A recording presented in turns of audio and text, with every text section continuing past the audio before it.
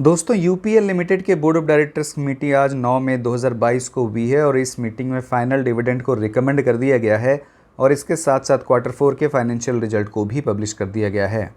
Board of directors ने 10 रुपये पर इक्विटी शेयर का फाइनल डिविडेंड रिकमेंड किया है और इस डिविडेंड की अप्रूवल आने वाले एजीएम में ली जाएगी।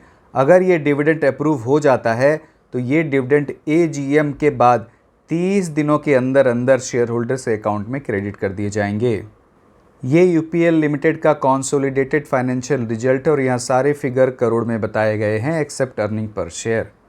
क्वार्टर 4 में रेवेन्यू फ्रॉम ऑपरेशंस 15,861 करोड़ है जो प्रीवियस क्वार्टर में 11,297 करोड़ था और प्रीवियस ईयर के क्वार्टर 4 में ये 12,796 करोड़ था।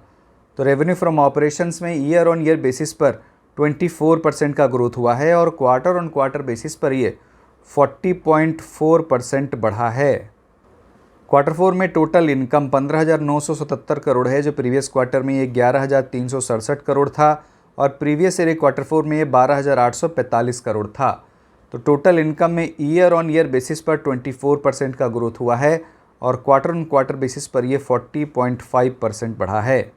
क्वार्टर 4 में प्रॉफिट बिफोर टैक्स 2,000 करोड़ है जो प्रीवियस क्वार्टर में 1,346 करोड़ था और प्रीवियस ईयर क्वार्टर 4 में ये 1,683 करोड़ था।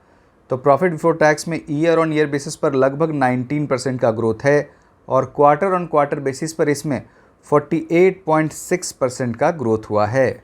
क्वार्टर 4 में इस कंपनी का नेट प्रॉफिट या प्रॉफिट आफ्टर टैक्स 1,735 करोड़ है जो प्रीवियस क्वार्टर में ये 1,179 करोड़ था और प्रीवियस ईयर के क्वार्टर 4 में ये 1,361 करोड़ था।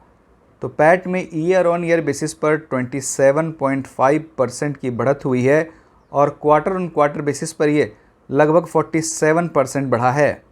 क्वार्टर 4 में अर्निंग पर शेयर 18 रुपये 4 पैसे है जो प्रीवियस क्वार्टर में 11 रुपये 46 पैसे था और प्रीवियस ईयर क्वार्टर 4 में ये 12 रुपये 75 पैसे था। तो ईपीएस में अर्निंग पर शेयर में 41.5% की बढ़त है और क्वार्टर ऑन क्वार्टर बेसिस पर ये 57.4% बढ़ा है। क्वार्टर 4 में इस कंपनी के एबिटा मतलब earning before interest tax depreciation and amortisation जिसे हम लोग कामकाजी मुनाफा भी कहते हैं, इसका मार्जिन 22.6% है जो प्रीवियस क्वार्टर में ये 23.4% के आसपास था और प्रीवियस ईयर के क्वार्टर 4 में ये 22% था।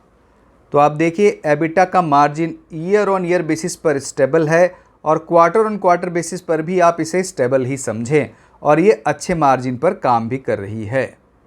क्वार्टर 4 में इस कंपनी के पैट का मार्जिन 10.9% है जो प्रीवियस क्वार्टर में ये 10.4% था और प्रीवियस ईयर के क्वार्टर 4 में 10.6% था। तो आप देखिए पैट का मार्जिन भी ईयर ऑन ईयर और क्वार्टर ऑन क्वार्टर दोनों ही बेसिस पर स्टेबल है और ये कंपनी अपने मार्जिन को मेंटेन करने में भी सक्षम है। तो आपने देख लिया इस कंपनी का रेवेन्यू फ्रॉम ऑपरेशन, पैट और ईपीएस इन तीनों में ही ईयर ऑन ईयर और क्वार्टर ऑन क्वार्टर दोनों ही बेसिस पर बढ़त है और इस कंपनी ने अपने मार्जिन को मेंटेन रखा है और इसमें कोई दबाव नहीं दिख रहा है। अब ये देखना बड़ा ही इंटरेस्टिंग होगा कि अच्छे रिजल्ट के बावजूद मार्केट इस रिजल्ट पर कैसे रिएक्ट करता है। तो दोस्तों आप इस वीडियो को लाइक करें, मेरे चैनल को सब्सक्राइब करें, इस वीडियो को ज़्यादा से ज़्यादा लोगों के साथ शेयर भी करें। बहुत बहुत धन्यवाद।